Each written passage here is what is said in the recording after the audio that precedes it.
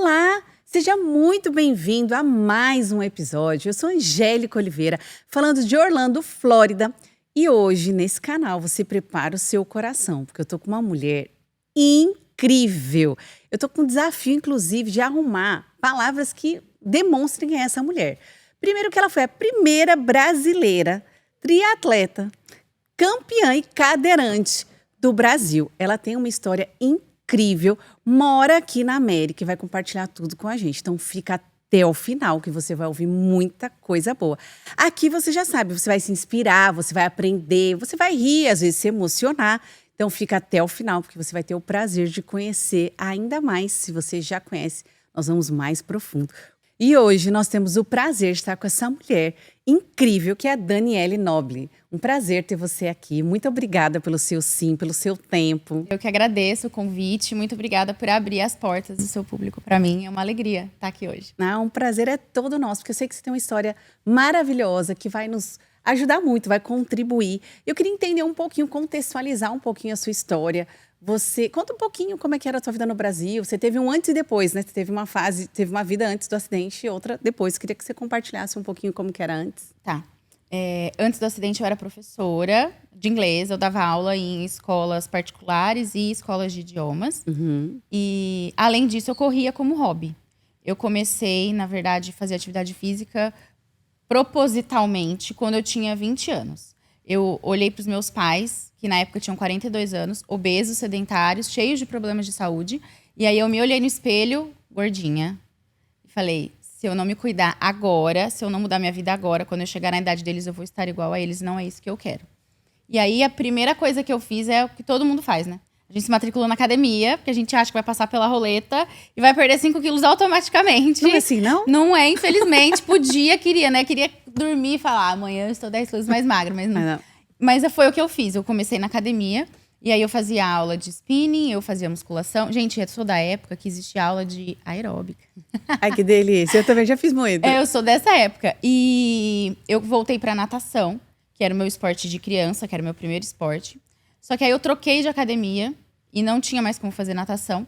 E um belo dia um professor chegou pra mim e pra mais 2 amigos e falou, vai ter a corrida da Caixa Econômica. Vamos, 5 quilômetros. Aí eu olhei pros meus amigos e falei, a gente não corre.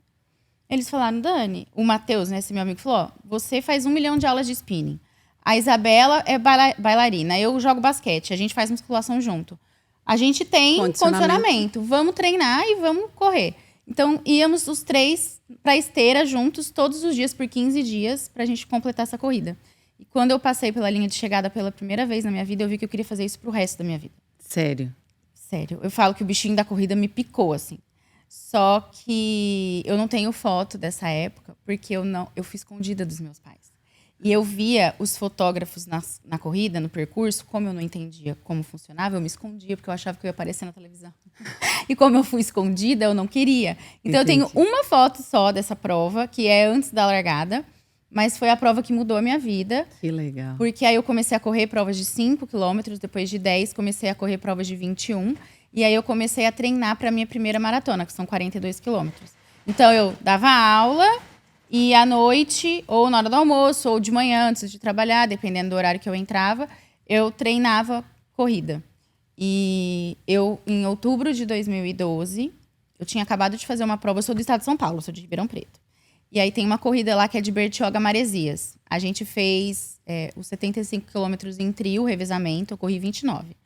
E aí, isso foi no sábado. Na segunda-feira, eu tava indo trabalhar. E aí, eu olhei a hora no relógio de pulso e capotei o carro. Uau, pera. Você falou várias coisas aqui que eu achei... Sou estrategista comportamental, trabalho com comportamento. Então, não tem como não ressaltar algumas coisas que eu observei. Filhos, normalmente, ou repete padrão de pai ou repele. E você, com sabedoria, uma menina de 20 anos foi sábia, já pensando no seu futuro. Falou, bom, essa parte não tá legal, eu não quero ela pra mim. E essa visão que você teve aos 20 anos... já foi um início de mudança da sua realidade, porque você não queria ter aquele, né, sedentário, obesidade e tudo mais. Então, o primeiro ponto, você já teve sabedoria aos 20 anos. Por isso que eu falo que sabedoria vai muito além da idade. É muito mais a sua mentalidade do que qualquer outra coisa. E aí, você, você fez a prova, tal, foi atrás, já era atleta, tudo bem. Você foi olhar o relógio, quer dizer, uma segundos, uma bobagem. Eu sempre falo que a vida da gente, ela pode mudar num piscar de olhos, literalmente. Não só com relação ao acidente, mas às vezes a pessoa perde o emprego, num piscar de olhos. Porque tá tudo bem, de repente o chefe falou, tá demitida, piscou, mudou. Ou ao contrário, foi promovido, piscou, mudou. Então a nossa vida pode mudar no piscar de olhos. E o que vai acontecer com a gente depois disso depende muito mais da mentalidade do que das circunstâncias. Neuroplasticidade. Arrasou, né? A famosa regra 10-90. 10% é o fato, ele não muda. Você sofreu um acidente que, certo ou errado, independente do que tivesse acontecido, ele não iria mudar mais. Você não tinha como mudar o fato. Mas como você reagiu ao fato, que são os 90%, eu acho que aí foi a sua virada. É o que eu sempre falo, eu tinha uma escolha. Porque as pessoas iam me visitar no hospital e não entendiam por que eu não tava arrancando meus cabelos, né? E isso... Você tinha quantos anos mesmo? Eu tinha acabado de fazer 27. Meu aniversário foi dia 9, eu sofri um acidente dia 22. Uau. Então... A menina. Hoje eu vejo que sim, né? Na época a gente acha que a gente era poderosona, né? Mas o que eu vi na minha vida, tanto na época do acidente como depois, porque eu recebia muitas mensagens de muitos cadeirantes logo no começo, e também de pessoas que não tinham deficiência. Isso fez eu me tornar mentora. Isso foi o que começou a fomentar o meu trabalho, né? As pessoas não entendiam por que eu estava vivendo a minha vida enquanto elas estavam em casa chorando, arrancando os cabelos. E é o que eu falo, tinha 2 caminhos, que é o que todo mundo tem, independente da situação. Você pode reclamar, chorar, mas no meu caso não ia me fazer voltar a andar. Eu ia ficar reclamando e vendo minha vida passar pela janela. Ia sofrer até mais. Ou eu podia escolher, exatamente. Ou eu podia escolher viver a minha vida da melhor forma possível dentro da minha realidade e ver o que tá no meu controle e o que não tá. Então, não estava no meu controle ser cadeirante. Não está no meu controle ter dor. Eu tenho dor 24 horas por dia. Eu tenho espasticidade, o músculo mexe sozinho. Então, eu tô tentando dormir, a perna começa a pular lá, que nem uma doida. Tenho muitos problemas de temperatura. Então, uma parte do meu corpo sente frio, outra sente calor, eu não transpiro. Isso não tá no meu controle. O que está no meu controle? Por exemplo, na época do acidente. O médico não falou comigo, ele falou pra minha família que eu ia mexer só os olhos. Eu quebrei o pescoço. Então, eu falei pro médico, eu sou muito teimosa e o senhor é muito bom, então acho que isso vai dar muito certo. Eu tive tendinite na UTI tentando mexer o braço e a mão. Porque a fisioterapeuta da UTI falou, quando você lembrar, tenta mexer sua mão. Eu não tinha mais nada pra fazer. Então, eu ficava tentando mexer a mão. Justamente porque isso estava no meu controle. Uau, então, que legal. eu trago isso, eu tento trazer isso para todas as situações da minha vida. E é uma das coisas que eu tento ensinar para as pessoas. É sempre perfeito? Não. A gente consegue fazer isso o tempo inteiro? Não. Mas é o que eu tento trazer para mim e ensinar para as pessoas. 90-10. Pode não ser perfeito, mas é infinitamente melhor do que ficar usando a alternativa de reclamar, chorar, murmurar, se entregar. Porque o que eu vejo em você, em nenhum momento você se entrega. Como você acabou de falar, tem vezes que dói, que mexe, que faz, mas ainda continua apesar de. Eu sempre falo nas palestras e nas mentorias que eu dou sobre o filme Divertidamente. Adoro. O primeiro, eu amo esse filme, porque ele mostra que, por exemplo, a tristeza é necessária. Então as pessoas acham que a gente tem que viver no comercial de margarina, 100% feliz o tempo inteiro, e não é. A tristeza é necessária. O que a gente não pode fazer é abraçar ele e falar, vem aqui, fica comigo aqui pra sempre. Não pode. Concordo. Então, assim, eu sinto tristeza, sim. Tem vários momentos. Inclusive, teve um episódio que foi o que transformou a minha vida, a minha carreira profissional, quando eu desmaiei numa competição. Foi a única vez que eu terminei na ambulância, a única vez que eu não cruzei a linha de chegada. Então, fiquei triste, sim. Fiquei mal, sim. Mas eu não deixo isso dominar para sempre. Eu sinto, e aí, dependendo do tamanho do problema, ou é um dia ou é uma semana, eu falo, tá, e agora? O que eu vou fazer? Perfeito. É aquela famosa decisão, você tem que viver esse luto. A diferença é que tem gente que abraça essa tristeza e não larga nunca mais. Porque luto, claro que tem proporções. Luto de um falecimento é uma dor infinitamente maior do que luto, às vezes, de perder um trabalho. Mas é uma dor. E precisa de ser encarada. Muita gente quer mascarar. Eu tenho também esse perfil de estar sempre positivo e tudo mais. Muita gente fala assim, você acorda assim todo dia? Normalmente sim. Quer dizer que eu dou conta todo dia? Não. Mas eu escolho, eu me recuso a recuar. Eu me recuso a falar assim, não tem jeito. Não tem jeito, a gente faz dar jeito. Pode não ser desse jeito, faz de outro. A gente precisa fazer, dar um jeito. É o que eu falo de você recalcular a rota. Que às vezes você tá... Eu sempre trago o exemplo do GPS, né? Que primeiro você precisa saber onde você tá, depois onde você quer chegar, e aí traçar o caminho até lá. Só que, se você tá dirigindo numa estrada e aí tem um super congestionamento, um deslizamento, um acidente, aí você vai ficar ali pra sempre e falar, não, eu não vou sair dessa estrada. Às vezes a gente precisa só mudar o jeito de fazer, recalcular a rota, fazer de outra forma, visando o mesmo objetivo. E às vezes as pessoas, elas ficam presas, né? Naquele caminho, ó, eu escolhi isso, é isso que eu vou fazer e é desse jeito. Sofre muito mais. Você foi perfeita na sua colocação e eu falo que ninguém tropeça em montanha.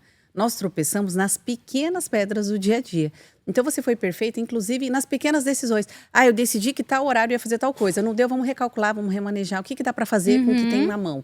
Não dá, claro, para não ficar cumprindo todas as vezes tudo que fala, óbvio.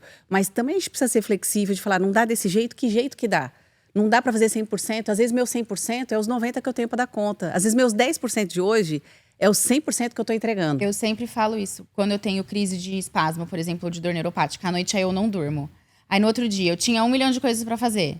Não vou dar conta. Não tenho energia porque o meu corpo não vai. Simplesmente não vai. E às vezes nem a cabeça vai.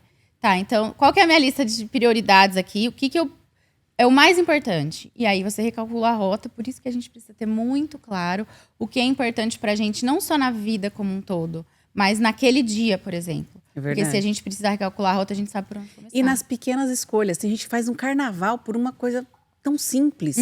No trânsito, eu já vi, tinha uma época, eu sou de São Paulo também, tinha uma época que eu era... nós temos idade parecida, você tá mais novinha que eu, né? Pouca coisa, Mas é pouca gente. coisa. Mas ela tá bem, mas a pele dela é melhor que a minha, tá? Que aqui deve ter umas luzes bonitas pra me embelezar, mas a pele dela Não, tá mulher, ótima. mas você tá muito novinha também, mas a gente tem mais ou menos a mesma idade. Tinha uma época que eu lembro, eu tava começando a dirigir, talvez, o pessoal, assim, queria matar por uma briga de trânsito. A disfunção emocional era tão grande. Ok, é um problema bater carro, é um problema um acidente. Mas matar? Porque um fechou a cara pro outro, aquelas pirracinhas de trânsito. Então, eu falo, ninguém tropeça em montanha. São as pequenas pedras que faz a pessoa tropeçar. Além, claro, né, você teve alguns fatores decisivos na sua vida, pelo que né, você está contando.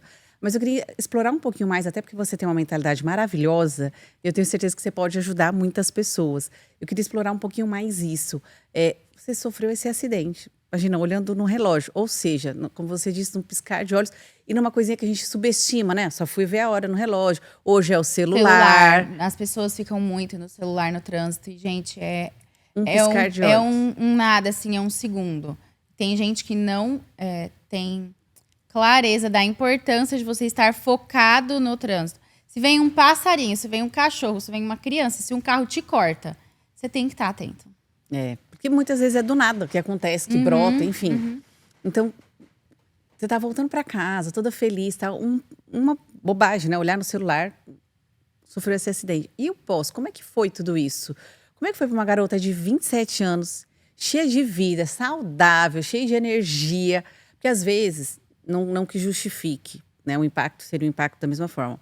Mas às vezes tem gente que, sei lá, sai alcoolizado, bate o carro. A pessoa ela foi negligente, ela correu um risco sabendo que ela podia fazer, ou com outras pessoas, entende? Você sofreu um acidente, enfim, foi um acidente.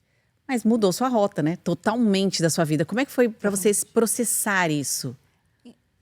Eu demorei para entender como e por que eu processei tão rápido. Eu demorei... Uau, que interessante que você falou. Demorei para entender como eu processei tão rápido. Porque eu tomei algumas decisões intuitivamente. Hoje em dia, eu tenho consciência e às vezes eu falo, eu vou... Tipo, por exemplo, tem um problema, eu falo, presta atenção nas suas emoções. Hoje você usa os recursos que você tem. Mas na época eu não tinha. E aí, tanto que, quando eu começava a receber mensagem de outros cadeirantes, eu tô em casa faz 2 anos, eu tô na cama faz 5 anos, eu não saio de casa. Porque eu saía de casa de colar cervical e meia de compressão. E vestido. Eu simplesmente ia. Me maquiava... E já escutei que era ridículo eu me maquiar pra sentar numa cadeira de roda de colar cervical. Escutei isso de uma pessoa próxima. Mas eu ia. E aí eu não entendia por que eu escolhi viver a minha vida da melhor forma possível. E tinha gente que ficava arrumando desculpa ou simplesmente não conseguia lidar com aquilo. Por que eu pensava diferente? Então eu demorei muitos anos estudando. Comecei primeiro nas palestras. Porque as pessoas, vem contar sua história. Eu não queria ir lá contar minha história. Eu falava, as pessoas vão ouvir e falar, que lindo, e agora? Eu falei, eu preciso ensinar alguma coisa. Eu preciso que as pessoas saiam de lá e falem, aconteceu isso com a Dani, ela aprendeu isso e eu posso usar isso na minha vida pessoal ou profissional. Aí eu comecei a estudar o cérebro. Ah, que Foi legal, nessa adoro. época. Eu comecei a estudar o cérebro em 2014 para isso. E aí depois, quando eu comecei a estudar mais para as mentorias, psicologia positiva, neuropsicologia, e li alguns livros que mudaram meu jogo. E eu falei, nossa, entendi por que eu pensei assim e outras pessoas não. Porque na época, vou te dar o exemplo do esporte. Eu tava no hospital. Eu falei, tá, eu não posso correr, porque eu já tava treinando pro meu primeiro triatlon. Aí eu pensei, no hospital ainda, eu não posso correr, eu não posso pedalar, mas eu posso nadar. Então eu preciso pedir pro médico para eu tirar o colar cervical e entrar na piscina. Uau. Isso eu tava internada ainda. Você ficou quanto tempo de internação? Pra gente Pouquíssimo por causa do esporte. O médico falou pros meus pais que eu ia ficar 3 meses na UTI e eu fiquei 9 dias. O médico falou que se fosse uma pessoa sedentária no meu lugar, não teria sobrevivido ao acidente. E isso é uma coisa que eu falo em todos os podcasts que eu vou, em todas as palestras, no meu Instagram. Se você não faz atividade física, por favor, faça. Não espere precisar da sua saúde para correr atrás. Eu espero do fundo do meu coração que ninguém precise puxar o ar, igual eu precisei. Mas, infelizmente, as situações acontecem e as pessoas precisam. Então, tenha ar para puxar. Se prepare antes. Não espere precisar da saúde para falar, eu deveria ter, entendeu? O médico falou, para os meus pais, se ela não fizesse atividade física, ela não teria sobrevivido. Uau. Foi a minha musculatura, o meu corpo saudável, bem preparado. Deu conta. Alimentação saudável, muita água, noites bem dormidas, de sono, a corrida, a musculação, que deu conta. Eu fiquei, eu não lembro exatamente, eu acho que com UTI e hospital, eu fiquei 21 dias internada. Muito rápido. O médico falou que eu ia ficar 3 meses na UTI. Foi muito rápido, por causa da vida saudável que eu levava antes. Eu devo tudo à corrida. Porque foi o que salvou minha vida literalmente, fisicamente. E foi o que me deu um propósito depois. E a sua mentalidade também de não aceitar. Pelo que você está falando, você estava naquela condição, mas você não estava aceitando aquilo. Você já estava buscando meios, ainda que dentro do hospital você já estava enxergando, visualizando o que eu faço agora, mas de uma maneira positiva. Porque você falou uma coisa que eu acho muito interessante. Tem coisas, como eu disse, não estão no nosso controle. E os sentimentos, muitas vezes, ele vem. Agora, cabe a mim alimentar ou não. Uma época na minha vida eu tive depressão. Eu tive o combo, né? Depressão, pânico, burnout. Minhas emoções foram bem. Eu sempre trabalhei no corporativo. E eu fui afastada pelo INSS. Quando eu fui afastada, eu falei, tô estragada mesmo. Porque meu médico falou assim, Angélica, seu salário é muito alto, o INSS não afasta. A pessoa tá com um parafuso na perna, quer realocar a função para não ter que pagar. Então a chance é muito baixa. Não sei aqui também, na época eu estava no Brasil, eu nunca tinha ouvido falar em burnout, não sabia nem o que era, um ápice. Então, clinicamente, não foi assim, ai, tô estressadinha. O pessoal hoje em dia fala assim, ai, tô tão estressada, tô um burnout. Eu falo, baseado no quê A o pessoa seu não burnout? dormiu 2 noites. Não tô depressão, mas qual é a constatação? Então, ok. E eu comecei a fazer todo um tratamento, mas eu falo que eu sou tão vaidosa, orgulhosa, pode ser o nome que quiser, que eu não aceito. Eu falo assim, às vezes minha mãe fazia, várias coisas aconteceram, minha mãe fazia também tratamento e tal. E ela falava assim, não, fulano tá 10 anos com depressão. Eu falava, 10 anos? Assim? Tá maluca? Nunca que eu vou ficar 10 anos assim. Porque eu enxergava literalmente tons de cinza. Eu enxergava a vida em tons de cinza. E a minha oração era, Deus, eu só queria ver cor de novo. Eu queria voltar a sonhar. Porque eu já tinha sido tão ferida e tão machucada. E eu falava assim, eu me recuso. 10 anos em depressão? 5 anos em depressão? Você tá doida? Não nasci para isso, não. Deus me fez por cabeça, não fez por cauda, eu tô me arrastando, eu não aceito. E não aceitar foi o que fez eu sair daquele cenário. Mas é justamente o desconforto que faz a gente mudar. Às vezes a pessoa fala, ai, eu queria tanto fazer isso, aquilo. Eu falo que é mesmo. Então porque se você quisesse tanto, você tinha começado a dar um passinho pequeno, pelo menos, na direção daquilo. É o desconforto que faz a gente se mexer. No seu caso, não quero ficar assim. Não, e não no meu aceitava. caso, não foi rejeitar a cadeira. Pelo contrário, eu falo O que eu faço, né? Eu falo que se eu soubesse quem inventou a cadeira de roda, eu dava um beijo na boca da pessoa. Porque se não tivesse cadeira de rodas, Você não poderia eu tava na cama lá, parada, dependendo da pessoa me pegar no colo pra me levar no banheiro. Então, eu amo o fato de terem inventado a cadeira de rodas. Mas, no meu caso, não foi uma rejeição à cadeira. Foi uma rejeição a viver uma prisão. Mas é disso que eu tô falando. Porque cada um tem a sua cadeira, cada um tem a sua muleta, cada um tem a sua dor. Eu tive uma, você teve outra. Quem tá assistindo, a gente pode ter qualquer outra. Mas é não aceitar aquilo como uma realidade, como uma verdade. O médico falou pra você, não vai fazer. E você falou, não, como é que é? Vou fazer. Não. Você buscou meios pra fazer. Então, o que eu tô querendo dizer é no sentido assim de rejeitar a situação, não rejeitar, não rejeitar e se vitimizar. Em nenhum momento, na sua fala não tem vitimização em nenhum Não, de momento. jeito nenhum, de jeito nenhum. Justamente porque eu não acredito, e bom, você também não, porque você estuda comportamento Não, igual eu a não mim. dou conta não, É gente. a pessoa se vitimizar não vai levar a lugar nenhum bom, né? Vai levar a um lugar pior do que ela já tá. E não existe você é da área do esporte, você sabe disso. Não existe um atleta que seja vitimista. Fez tudo o que tinha que fazer, treinou, foi lá e perdeu nas Olimpíadas. Ele não faz assim, ai, tadinho de mim. Ele fala, pois eu vou fazer tudo de novo, eu vou treinar de novo e eu vou vencer na próxima. Por quê? O foco tá na solução e não ficar se vitimizando, E o foco também tem que sofrendo. estar no seu desempenho.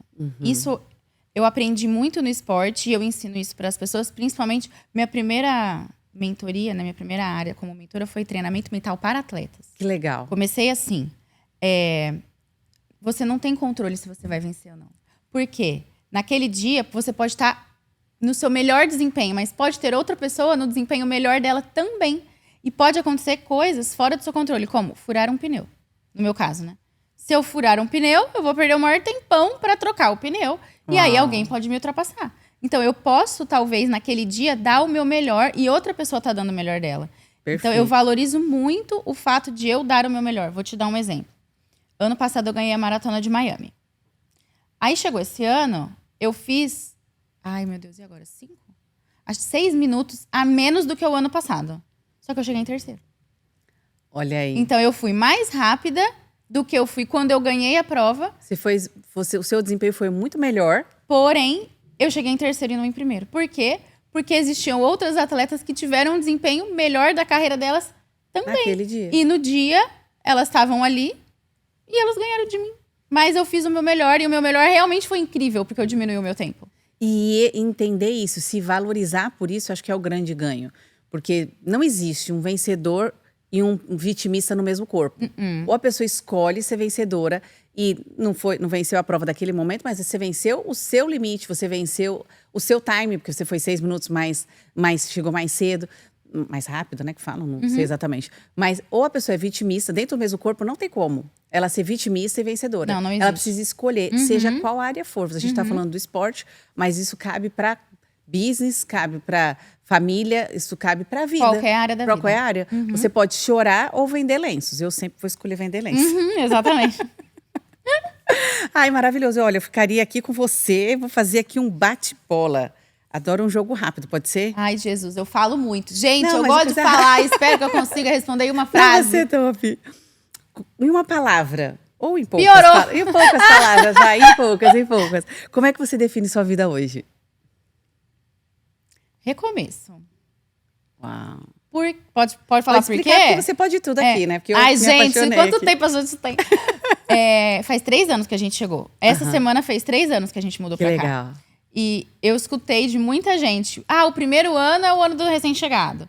Depois, não, gente, até o segundo ano. Aí eu já escutei. Até o terceiro ano você ainda é recém-chegado. Então ainda somos recém-chegados.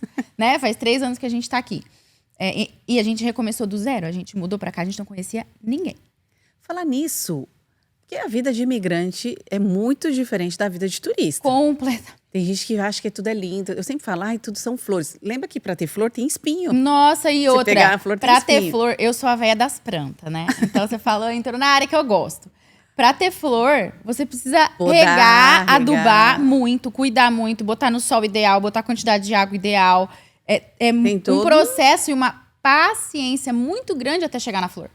E tem o espinho, que você vai pegar a flor, ela também pode machucar um pouquinho. Tem espinho, tem praga que vem, tem os bichinhos que vêm. Eu tô lutando lá com grilo, gente, tá acabando com meus manjericão. Sério? Tô lá botando tudo que você pensar. Abusado. Esse grilo, eu tô dando graças a Deus que só tá ele, porque do outro lado da rua, na planta da vizinha, tem uns 60. Meu Deus. Eu nunca vi tanto grilo na minha vida, desse tamanho assim, ó, preto. Então eu tô lutando com um. Então você tá lá com a flor bonita, mas tem que lutar contra as pragas, os obstáculos. Gostei do que você falou. Tem toda uma jornada pra chegar nessa flor bonita também. Boa. Exatamente. E o que te fez vir pra cá? O sonho do meu marido. Quando a gente se conheceu, ele já queria vir pra cá. E aí a gente veio pra cá como amigos primeiro. E turistando, eu vim fazer um campeonato. Eu vim pra fazer o Pan-Americano de Paratriatlon.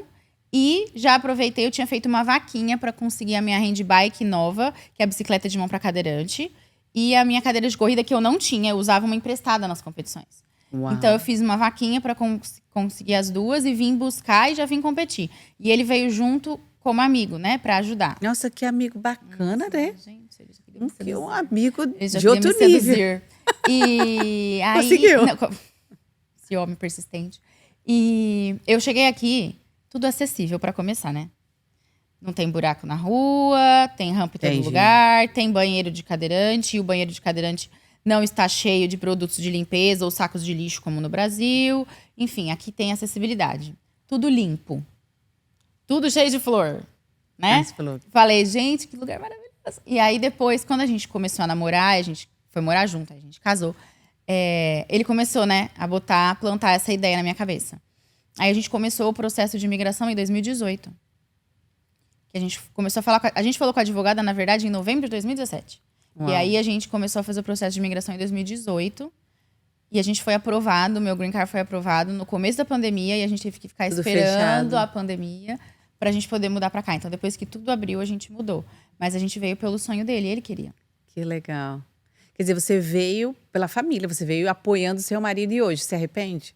Nem um segundo. Nem um segundo. Assim, ó. Eu tenho saudade da minha família, eu morro de saudade da minha irmã, morro de saudade da minha avó. Tenho saudade das minhas amigas, mas cada vez que eu vou para o Brasil, eu fico doida pra voltar. Já não se vê mais lá. Não, porque aqui eu consigo treinar com a cadeira de corridas na rua. Todos Olha os isso. dias. Lá eu tinha que treinar dentro de casa, num suporte, olhando pra parede, todos os dias. E só no final de semana eu podia ir pra rua. Nossa, mas que desafio é esse? E o meu marido, ele é de Porto Alegre, então eu morei em Porto Alegre um tempo. Lá tem um trecho de 4 quilômetros de avenida que eles fecham no fim de semana pro pessoal correr, pedalar, levar as crianças e tal. Então você imagina fazer um treino pro meio Ironman, pedalar 70 quilômetros e correr 20 numa avenida de 4 quilômetros. Aqui, eu corro treinando para maratona, eu faço 37 quilômetros assim correndo, sem precisar passar 2 vezes no mesmo lugar. Eu posso correr na rua todos os dias, isso melhorou também meu desempenho, porque é vento, é sol, é subidinha, é descidinha, você vai treinando o seu corpo e a sua mente para os obstáculos que aparecem, diferente de você estar num ambiente controlado, com o ventilador na sua cara, etc e tal. Então, E isso... mais qualidade também de vida, né? Ai, gente, eu amo morar aqui. Apesar de todas as dificuldades, porque tem. Aí tem em qualquer lugar, né? As pessoas acham que morar aqui é tudo perfeito. Não, é. Tem obstáculos, sim, mas eu não me vejo mais voltando pro Brasil. Imagino. E a adaptação? O que foi pra você o mais, assim, desafio? Já falava inglês? O meu marido não falar no começo. Porque, gente, você tem que resolver todas as burocracias. E aí eu tava acostumada a falar inglês com os alunos. E viajar, né? Aqui, passear. Agora, a realidade. você ligar no negócio pra ligar a luz, pra fazer o seguro do apartamento, pra fazer abrir a conta no banco, e aí eu tinha que ficar traduzindo pra ele as coisas das taxas do banco, o começo. Gente, eu ficava com dor de cabeça quando eu chegava em casa no final do dia. Eu falava, meu Deus, quando que isso vai acabar? Então, o começo foi bem a burocracia mesmo da mudança. Eu falo que as pequenas coisas aqui se tornam muito desafiadoras. Pra mim, eu lembro que uma vez eu fui marcar uma mamografia, eu demorei 50 minutos, porque eu não falava, e aí tinha um tradutor. Então, eu falava, ele traduzia, o outro respondia, ele traduzia, aí eu falava, 50 minutos. Pra fazer qualquer coisa, eu sempre pedi muita ajuda. Eu ainda nem falo direito, mas é as coisas mais simples. Pra mim, pelo menos o que pegou fora, as coisas mais simples se tornavam um evento, né? Pra você conseguir fazer um negócio, falar, só de pensar em marcar uma consulta. Já... E assim, hoje meu marido fala inglês, mas às vezes, quando é alguma burocracia, assim, ele pede pra eu ligar, eu falo, não. De novo, não. Pra vocês foi o maior desafio de adaptação? No meu caso, sim. No caso dele foi o inglês e o trabalho, né? Porque a gente veio com a cara, com a coragem, com o green card. A gente não tinha trabalho, Uau. a gente não conhecia ninguém.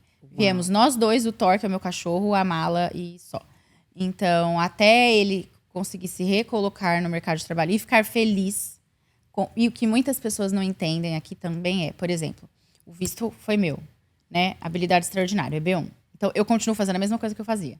Eu continuo como atleta, eu continuo dando mentoria online, eu continuo dando mentoria para empresa, eu continuo dando mentoria para mulheres. Ele não. E hoje ele não faz o que ele fazia no Brasil. Muita gente, quando muda para cá, tem que se reinventar. Às vezes, um do casal continua fazendo a mesma coisa, ou porque veio com trabalho, ou porque arrumou trabalho na Mas sua é a área, minoria, né? ou validou o diploma, porque dá muito trabalho e as pessoas não têm essa noção. Ah, porque eu sou enfermeira no Brasil e nos Estados Unidos precisa. Você sabe o rolê que é pra validar seu diploma, tem que falar inglês super bem pra fazer as provas. Eu sei porque tem um amigo meu que fez isso e, anos estudando. E muita gente faz outra coisa, né, de carreira aqui quando se muda. Então, pra ele, eu acho que o desafio foi esse. Foi ele encontrar uma profissão que ele ficasse feliz e realizado, começando do zero. E ele tem a sua idade, né? Então, ele já não começou novinho. Obrigada, porque eu não sou tão novinha, né? Eu também cheguei aqui. Mas menina, põe a sua pele e a pele dele um do lado do outro que você vai se sentir. Mas tá tudo bem, não tem problema. Doutora tá em dia, mas que eu pra sempre falo, começar doutor. do Mas zero, um é o que desafio. isso que eu quis dizer. Não, eu Começar do entendi, zero, tô depois brincando dos com você. 40. É um desafio. Tanto que quando a gente casou, ele falou assim: eu não queria morar em Porto Alegre. E ele não queria morar em Ribeirão. Ele falou: eu só vou recomeçar se for nos Estados Unidos, porque eu não quero recomeçar depois dos 40 no Brasil. Mas eu concordo em gênero, número, grau. Eu tive também. o privilégio também de já começar. Eu faço hoje o que eu fazia no Brasil, é o parquinho da minha alma. Eu amo, é minha missão. Mas eu sei que é uma realidade para minoria. Eu já entrevistei várias pessoas e também atendendo, nós temos muitas histórias. E esse recomeço é um processo. Eu vou te falar, tem um movimento de mulheres de business, atendo muitas mulheres, como já atendi muitos homens. E não sou nem, né, não falando que é melhor ou pior, mas eu acho que o homem aqui tem um desafio um pouco maior no sentido da cobrança em ter que prover a casa Porque ele é o provedor. e se reinventar Exato. num país diferente, num idioma diferente. E eu acho que para a mulher também é. Sou mulher, posso falar, não estou defendendo nem falando, mas eu acho que temos papéis diferentes Sim. e demandas diferentes. Mas Sim. eu já vi vários homens e já atendi homens chorando, falando: eu não sei o que eu faço para levar o sustento para minha casa. Eu não sei fazer as coisas que tem que fazer aqui. Uma das coisas que eu falo para as pessoas quando elas vão mudar para cá: fale inglês, estude inglês. Não venha com essa Isso mentalidade facilitaria de. muito. Já escutei muita gente falando assim: ah, não, o americano que me entenda. Uau, não, isso eu nunca ouvi, não. Eu já ouvi mais de uma vez. Gente, você está num A outro. pessoa tá no país Tá no da país outra. da outra. E outra coisa que eu também vejo: as pessoas mudam pra cá. Por quê?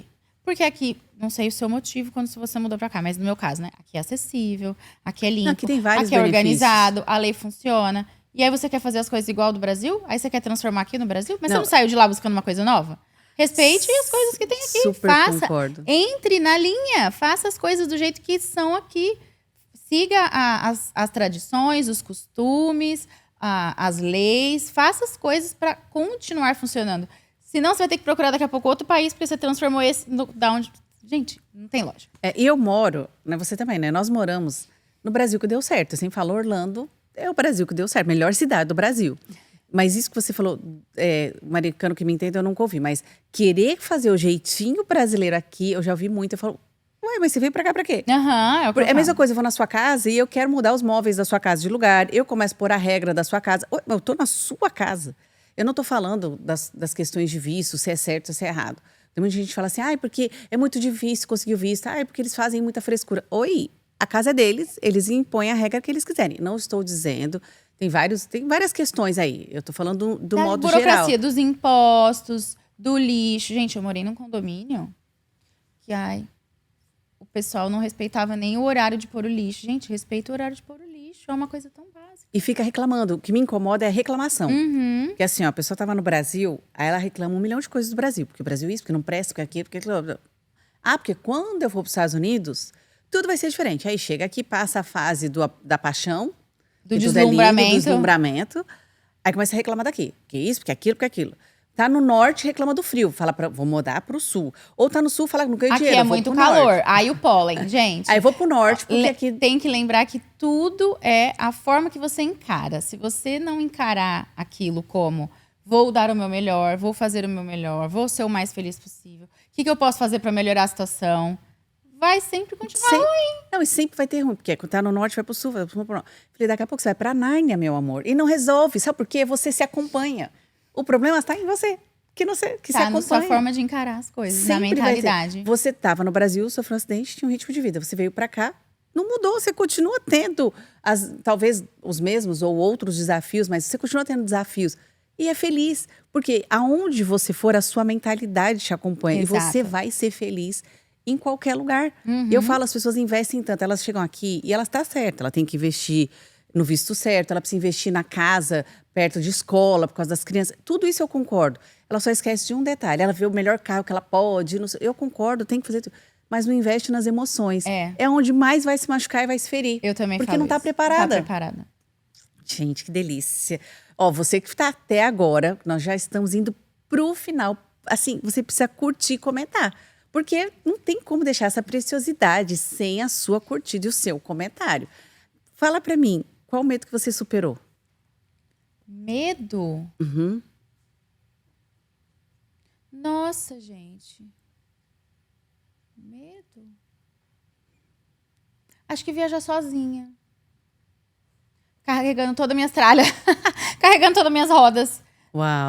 Porque é desafiador o começo, sabe? Você fala, meu Deus, e se não tiver ninguém lá pra me ajudar? Será que eu dou E se eu conta, tiver né? que carregar tudo sozinha? Como é que eu vou fazer? Sabe?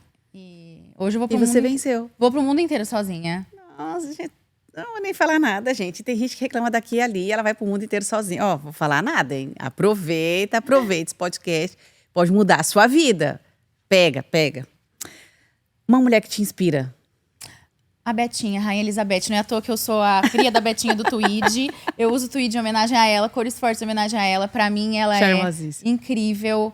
Uma mulher à frente do tempo dela, que não era pra ser rainha e abraçou essa missão que foi dada pra ela nem escolheu.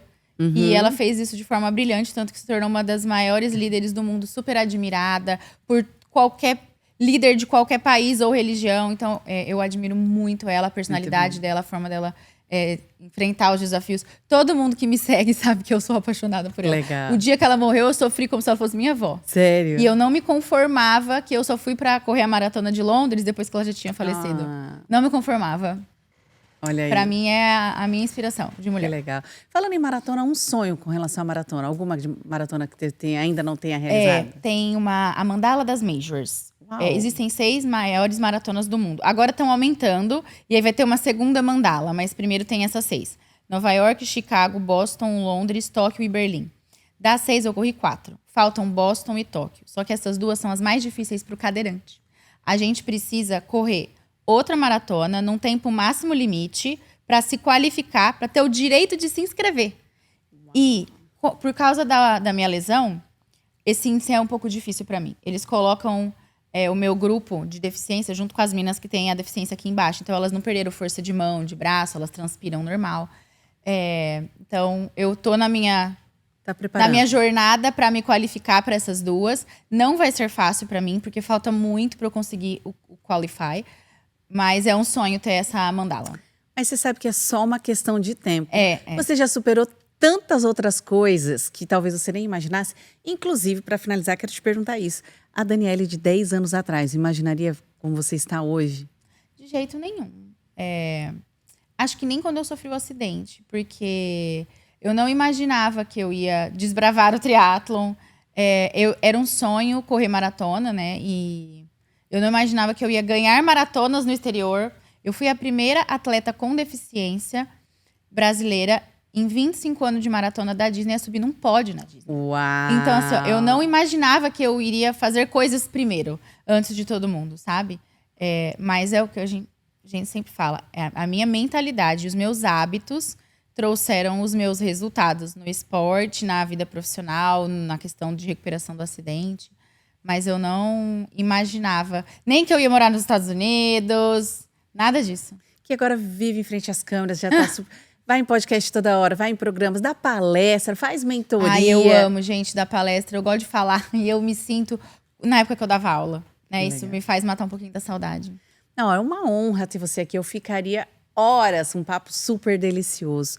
Muito obrigada pelo eu que agradeço pelo pela carinho. sua história. Eu que agradeço por você abrir as portas para mim aqui do seu canal. Foi um prazer. Obrigada a todos vocês que estão nos assistindo. Por favor, me dê moral, deixe o seu like no meu vídeo. É isso aí. Se você quiser deixar alguma mensagem final.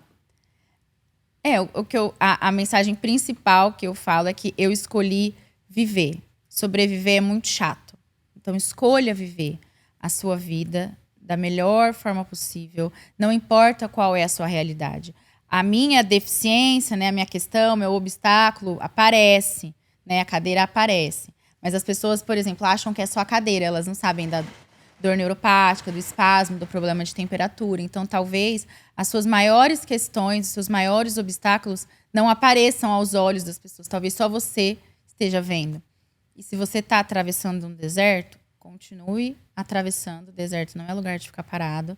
Que uma hora você vai sair disso e não desista de ser feliz. Né? A felicidade a felicidade é que traz o sucesso. A gente não pode desistir. Inverter. Não desista de você em nenhum momento. Olha isso, eu falei para você que iria valer a pena. Então, antes de encerrar, você já curte, faz um seu comentário para ela. Você vai olhar? Você vai responder Eu todo respondo mundo? todos. Olha aí, né, gente? Às vezes eu dou um tempo, eu respondo os primeiros, aí eu dou um tempo, passa um mês assim, eu falo, deixa eu ver se mais alguém assistiu. Pois é, não importa Então, quando você está assistindo, eu quero te pedir, se você gostou, você chegou até aqui, você viu que mulher incrível, que agregou tanto para nós, ela deu tantos insights, que está na hora de você parar, olhar para sua realidade e falar, se a Dani conseguiu, peraí, também vou conseguir. O que te trouxe até aqui não necessariamente vai te levar para um próximo nível. Você tem que ter outras escolhas. Isso pode ser positivo ou negativo. A escolha é sempre sua. Ela é um exemplo vivo que nossas escolhas diariamente mudam o resultado. E, como ela acabou de falar, não sobreviva. Escolha viver. Mais uma vez, muito obrigada. Eu que agradeço. Foi uma delícia. Obrigado por você que chegou até aqui, que ficou até agora. Um prazer imenso. E na próxima semana tem mais. Mais transformação com histórias reais. Bye! Beijo, gente. Tchau.